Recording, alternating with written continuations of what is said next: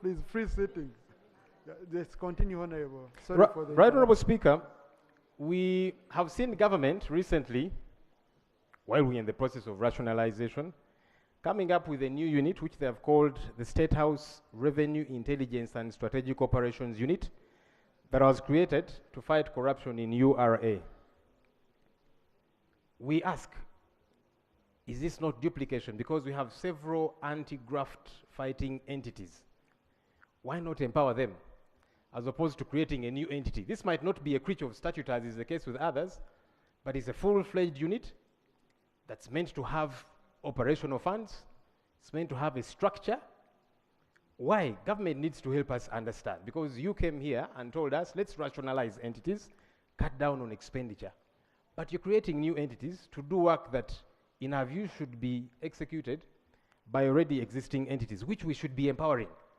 If we think they're not doing good enough work, if we think some of the people they are in are not competent or whatever the case might be, throw them out, replace them with those who are qualified. Why? Still on this issue, right, Honorable Speaker, the person who was appointed to lead this unit, a one David Kalemera, is a convict of tax fraud, right, Honorable Speaker. I ask, are we setting a thief to catch a thief? And right, Honorable Speaker, I want to lay on table a judgment, because these are not my words. When I say he's a convict of tax fraud, I want to lay on table a judgment by a court of law in Uganda. This is Uganda versus Kalemera David and others, in which Justice Gidudu convicted them for tax fraud.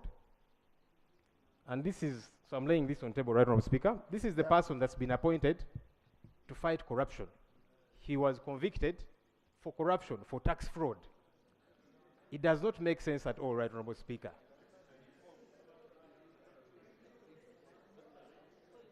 People are saying I should... maybe the full citation. That's all right. I just wanted to redeem Parliament's time, but since you have allowed, right, Honorable Speaker... the case number.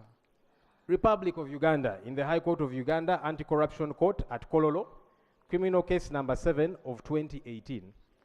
And the parties, Uganda being the prosecutor, versus 1 Kalemera David as accused number 1, accused number 2 Semanda Ian Paul, accused number 3 Kazibwe Ronald. And this is a judgment of court that convicted these people. So somebody who was convicted of corruption has now been appointed to fight corruption. It does not make sense, right, Honorable Speaker.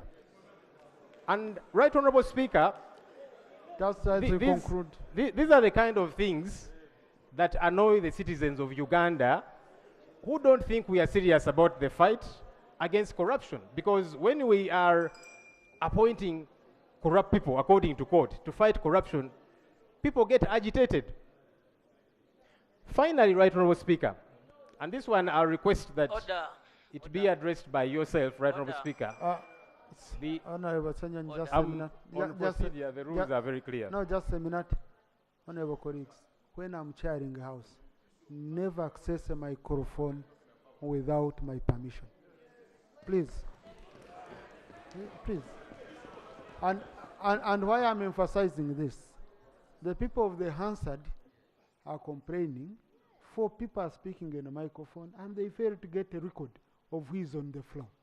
So, and anything spoken from here must be on record.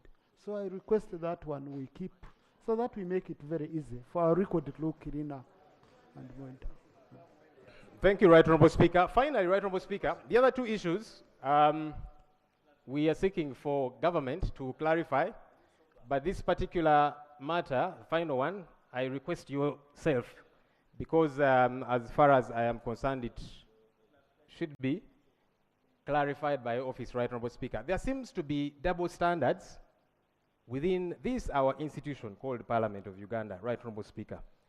Right Honorable Speaker, last week there are some citizens of Uganda that came to Parliament with placards protesting against one of our colleagues, the Honorable Theodore Sechukubo.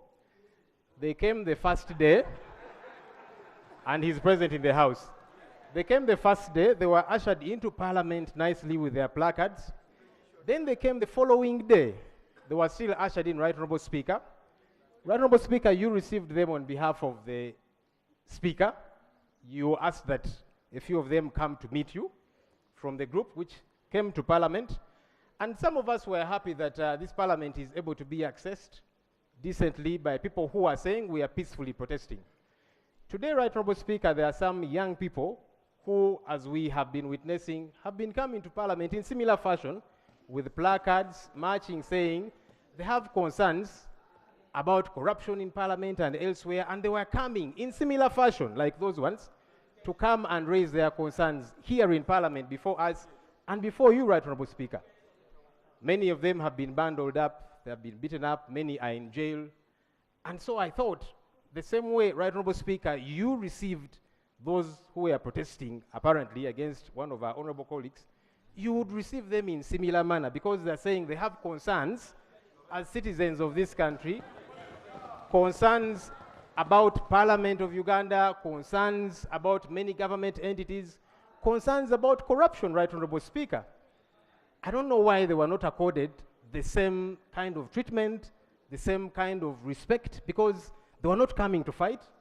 They did not have daggers, knives, or whatever the case might be. They had placards similar to the other one. So I thought, Right Honourable Speaker, you would help us understand. I don't know whether it was an order from your office, maybe not, but at least I saw the other ones, you received them. For these ones, it has not happened. Why, Right Honourable Speaker? Thank you, sir. Thank you. I had the honor of such